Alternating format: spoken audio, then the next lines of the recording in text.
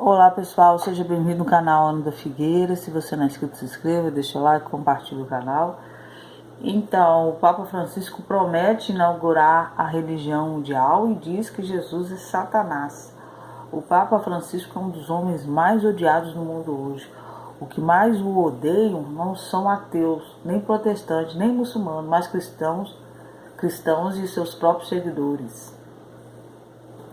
Por que os cristãos e católicos o odeiam tanto? Porque o Papa Francisco, por acaso é um colaborador da agenda no Fórum Econômico Mundial, é fluente em blasfêmia e está trabalhando ativamente para subverter a igreja e o cristianismo em geral. Este é o Papa que informou o seu rebanho que os relacionamentos com Jesus são perigosos e prejudiciais. Rompendo com séculos de tradição cristã, o Papa provocou temores de ser um Papa ilegítimo com uma agenda sinistra quando disse a uma multidão de 33 mil peregrinos na Praça de São Pedro em Roma que um relacionamento pessoal direto e imediato com Jesus deve ser evitado a todo custo. São falas estranhas para uma pessoa que se diz cristã, né? Porque o cristianismo é o quê? Cristo como centro da religião. Então ele fala que é um relacionamento direto com Jesus, deve ser evitado a todo custo. E como se isso não fosse perturbador o suficiente, Francisco seguiu com a proclamação igualmente sinistra de que Jesus é Satanás. A versão invertida do cristianismo do Papa Francisco é confusa para muito, mais a imagem fica clara que você entende a quem o pontifício realmente está servindo. Mesmo que quem está assistindo não seja católico, eu também não sou, é uma fala muito estranha, no mínimo. Então, se Jesus é Satanás, então ele está a serviço de Satanás.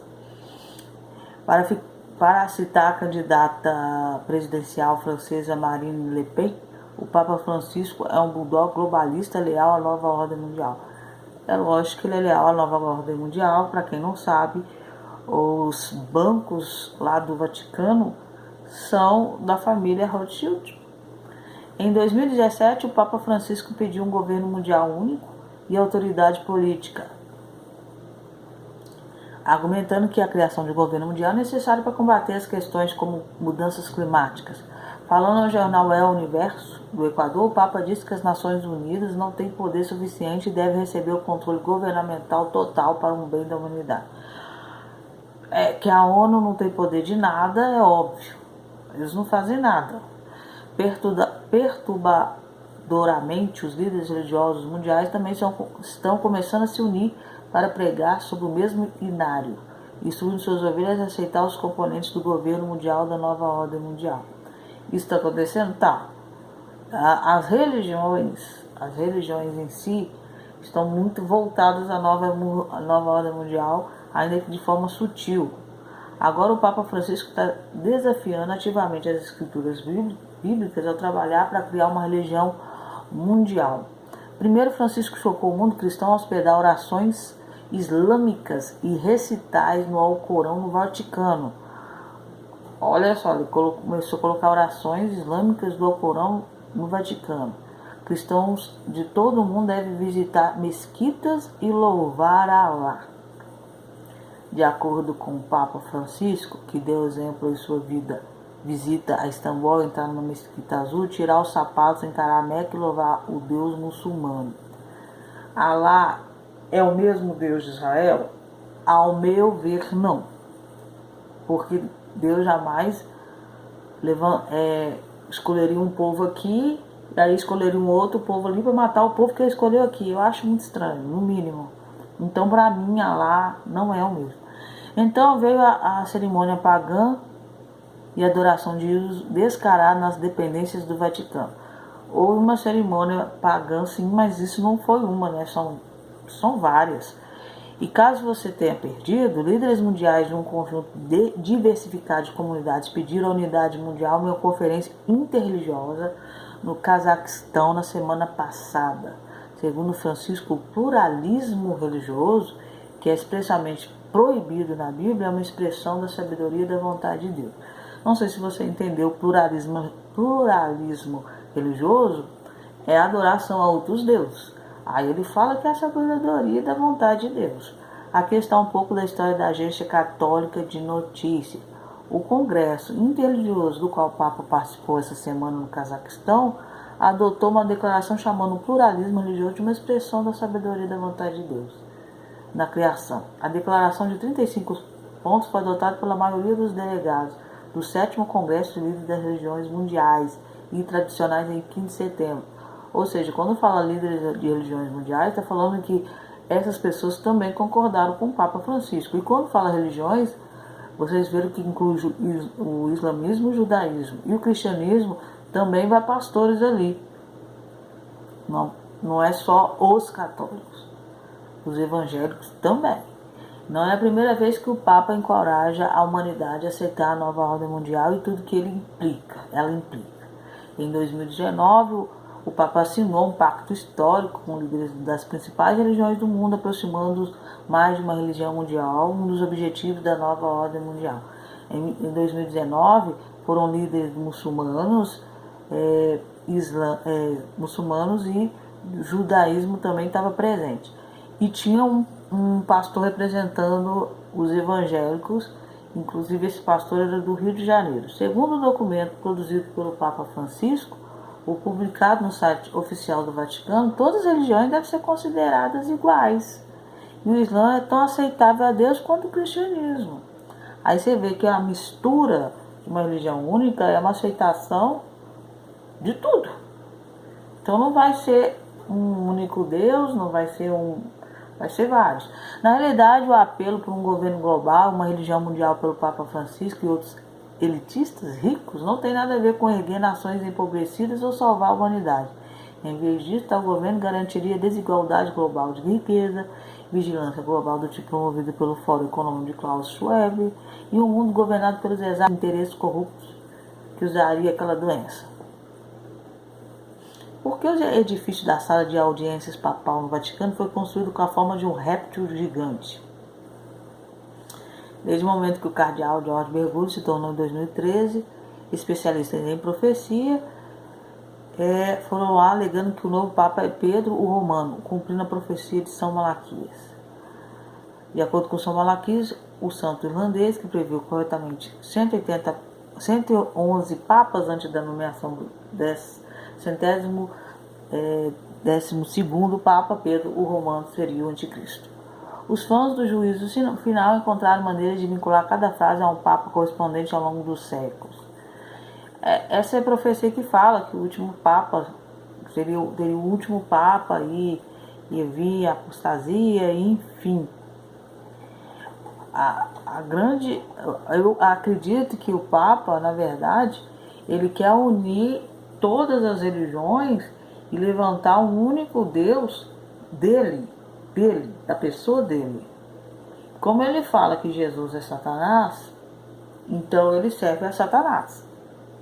Não sou eu que estou falando, respeito os católicos, respeito todas as religiões. Mas se ele fala que Jesus é Satanás e o cristianismo é centrado em Cristo, então ele serve a Satanás. Olha só essa foto do Zelensky, considerado a personalidade do ano. E parece que está saindo um acordo de paz entre a Ucrânia e a Rússia, o que pode fazer com que a personalidade do ano seja chamado de o homem da paz. A Rússia está perdendo a Ucrânia, todo mundo sabe disso. Inclusive a Ucrânia começa a atacar cidades russas e o Vladimir agora abriu caminho para um diálogo de paz entre o Volodymyr Zelensky e ele, para uma paz ali. Inclusive ele fala que ele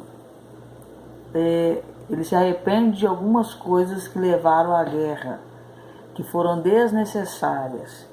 Então esse homem aqui pode ascender como um grande herói, como um homem da paz. E cá entre nós, ele é muito corajoso, né?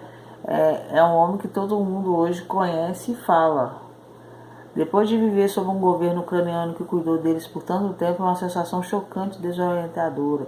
É por isso que, apesar dos assessores de guarda-costas implorarem para que ele evitasse a visita, o presidente ucraniano Zelensky insistiu em ir. Claro, forças russas ainda estavam espalhadas por toda a margem do leste. O povo tinha que ver seu presidente, os russos também, por um motivo diferente. Desvendaria completamente a existência dele de que nada está errado, que eles ainda estão controlando a área. Com Zelensky lá, Putin não poderia afirmar o contrário. De volta à capital Kiev, as coisas não eram só raios de sol, o poder ainda era esporádico. Na verdade, está falando sobre a questão do Zelensky ser ali a fonte de inspiração para o povo ucraniano, para lutar. Ele podia sair de fora, né, feito igual o presidente do Paquistão, ó, picou a mula. Teve como fazer isso gratuitamente pelas guardas norte-americanas e ele não fez. Então ele está sendo uma grande inspiração assim, para o mundo. Todo mundo quer tirar foto, quer saber dele. E para onde ele não saiu da capital e as tropas russas ficam tipo, atrás dele caçando, mas ele não sai. Isso está fazendo com que ele seja o cara mesmo.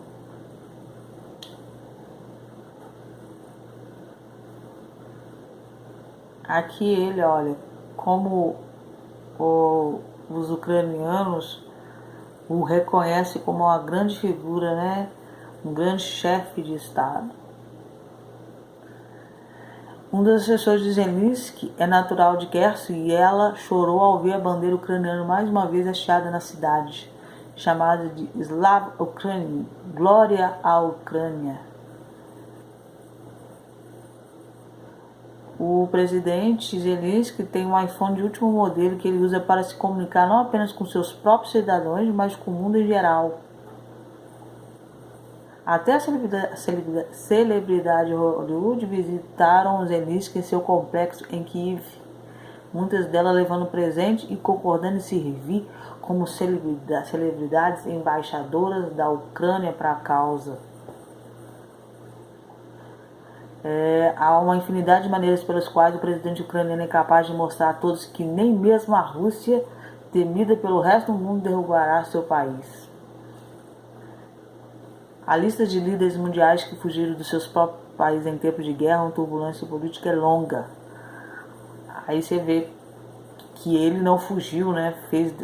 Na verdade, a guerra está fazendo nascer um grande herói e um grande descendente de Davi ali na Ucrânia.